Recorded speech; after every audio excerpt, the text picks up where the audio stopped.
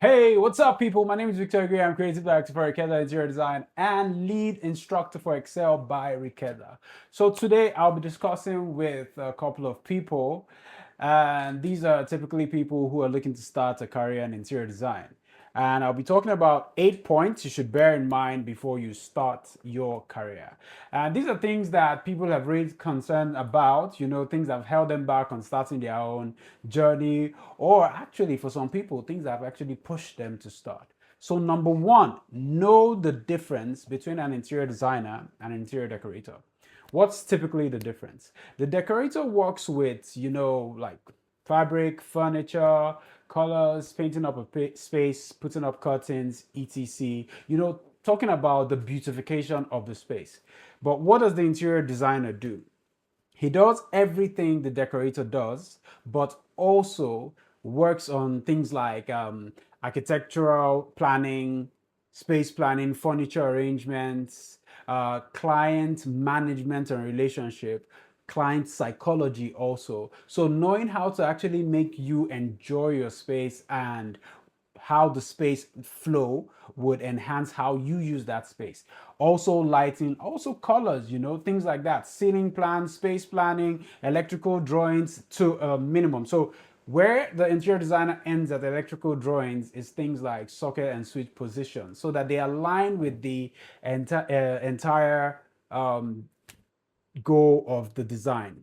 So you make sure that switches are in a position where they don't interfere with potted plants where they're going to be, or sockets are in a position where if you have a corner sofa or a reading corner, you have space to plug in your sockets. So it's important to know this difference. When you know this, understand this difference, you know what the expectation is for you as an interior designer. Two, learn the fundamentals of design. It's important, very important to, love to make spaces look more interesting, etc. Love beautiful spaces, know how to play around with colors or what's trending.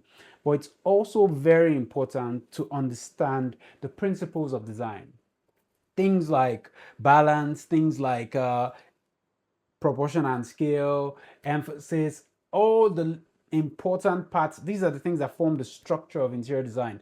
So you have to know those principles.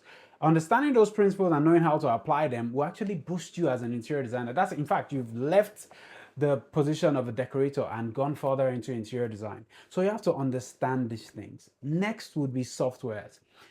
There are several softwares we use as interior designers to actually bring these spaces to life.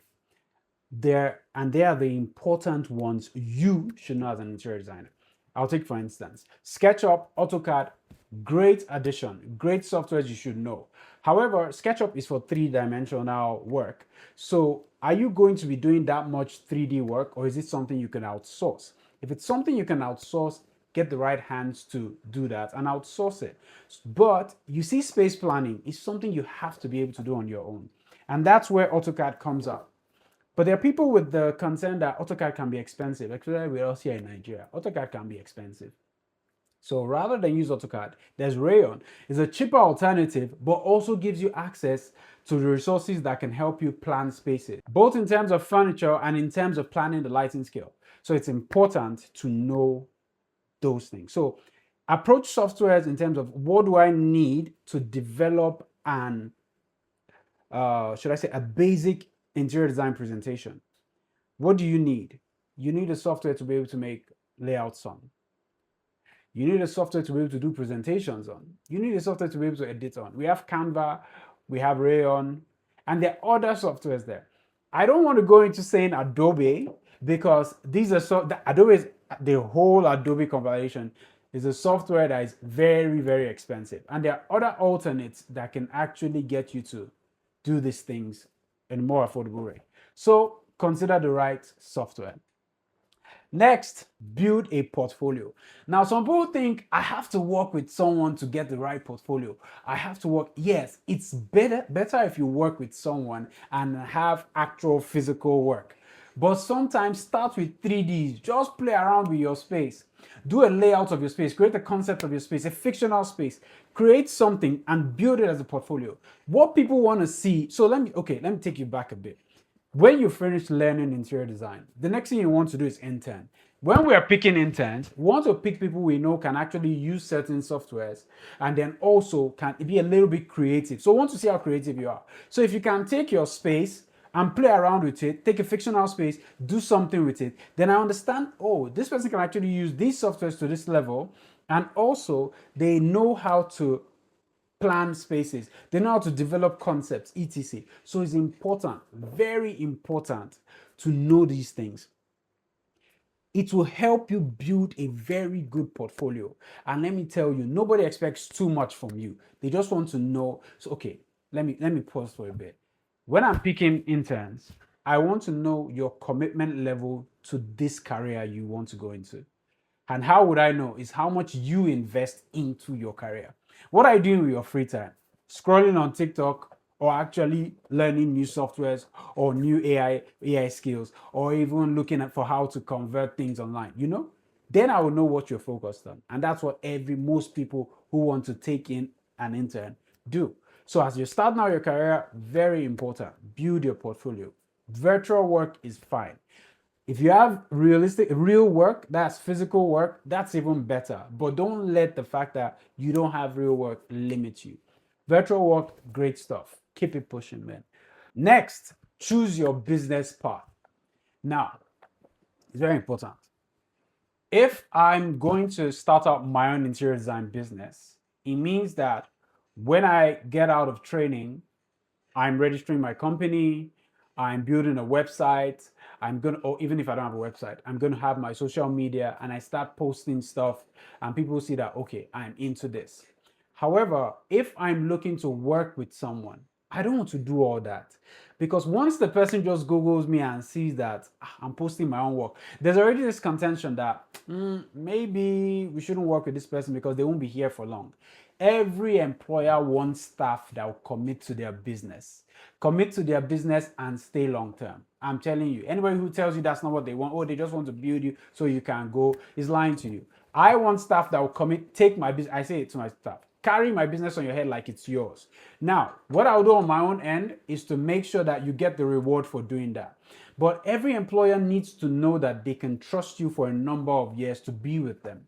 Now, if you go about building a website, you have your own company name, they search you and what they see is your company, your WhatsApp phone number is a business phone number, it discourages them from committing to you.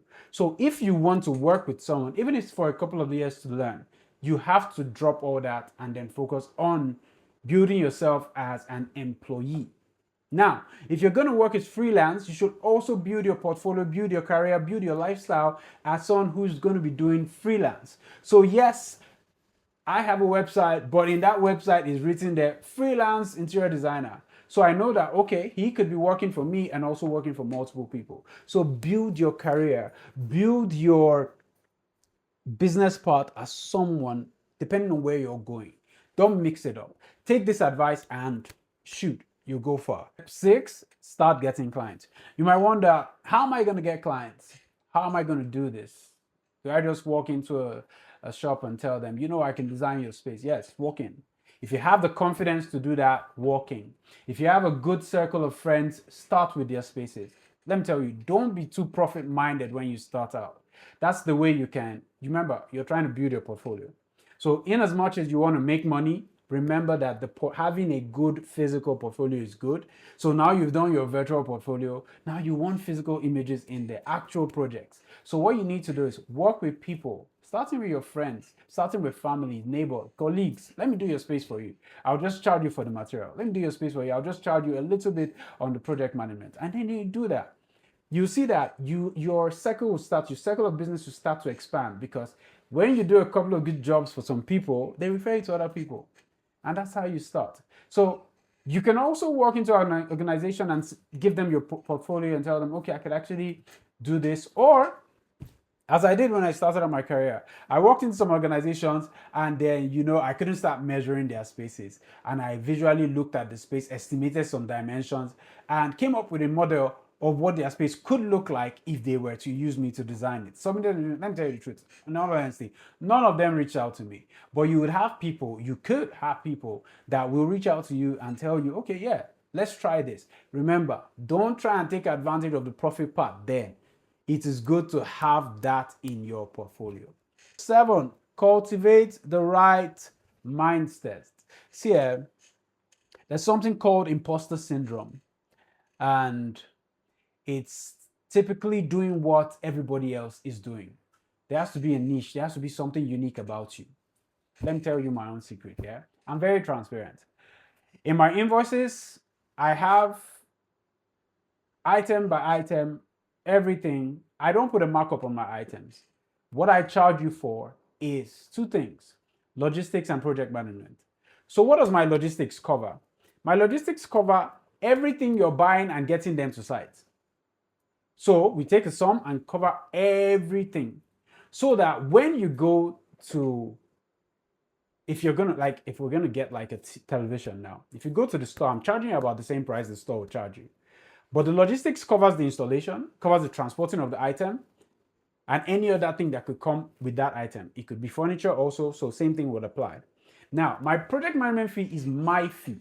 So I'll tell you, look, we can't negotiate the cost of the items, but we can negotiate on the project management fee. I can bend a little bit there. So by the time you look at my invoice, it's transparent. Another thing is, I like to treat my clients like family. That's my own niche, treating my clients like family. So clients can call me at a certain time. Some business moguls will say, no, keep business closes by 4, try and be professional with your client. Yes, good. Works for you, great. I'm not going to say anything about that. But for me, I like treating clients like family. I also I'm laughing because even with our training classes, I've had situations with some sets that we're supposed to end on a particular date, and we'll push it just because I see that a couple of students are still struggling. And we'll say, you know what, let's extend this class so you can get the best. Some people will be like, it's not my problem. You've paid for a certain date. We've given you the notes. We've trained you. Other people understand. If you don't understand, that's your problem. But I'm different. So find your own difference and capitalize on that. Use that to deal with all the clients you're going to meet. Finally, 8, keep learning. Keep learning, because as you're even designing a space now, a new trend is coming up. New things are coming up. New ways of approaching spaces are coming up. So things are changing. You want to be ever evolving. Keep learning. I can't even overemphasize that. Keep learning and you'll grow. You'll go far, man. So with these points, I hope I've been able to make you understand that it is very possible to start from where you are and get to the top of the interior design business by getting these steps correctly. Now, if you want to get more of this, you can sign up to our interior design training class. Go to our Instagram page, send us a message on WhatsApp, and then you would get more of this. Reach out to us anytime. You ask some people. Sometimes I'm even concerned about responding. I sleep late, I work at night, so typically sometimes I just open our Instagram and I see some late night messages. I'm like, okay, maybe I should just respond here. And we would respond at any time. Once we see a message, we're committed to you and we'll get to you. All right, have a great one.